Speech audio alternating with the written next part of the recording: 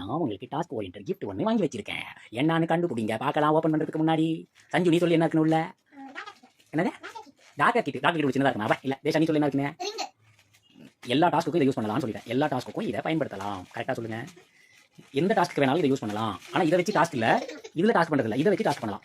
Open பண்ணுங்க.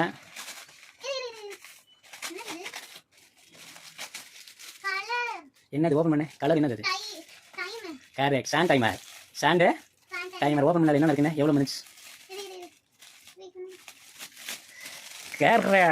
எத்தனை இருக்குது? கவுண்ட் பண்ணி எவ்வளோ மினிட்ஸ்க்கு டைமர் இருக்குது? என்னென்ன கலர் இருக்குது? சஞ்சு சொல்லி என்ன கலர் கண்டுபிடி சஞ்சு. கரெக்ட்.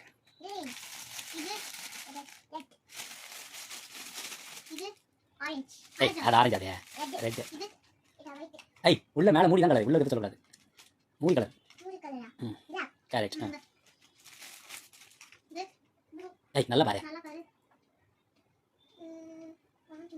கலர் என்ன கலர் பாரு, மூடி மட்டும். ப்ளூ லடி என்ன கலர் பாருங்க. கரெக்ட். பாப்பு. ஐயோ இதுதான் ப்ளூ. என்ன கலர் கண்டுபிடிக்கிற சஞ்சு நீ? கரெக்ட். என்ன ஏன் இதில் இவ்வளோ டிஃப்ரென்ஸ் இருக்குது? கண்டுபிடிங்க பார்க்கலாம்.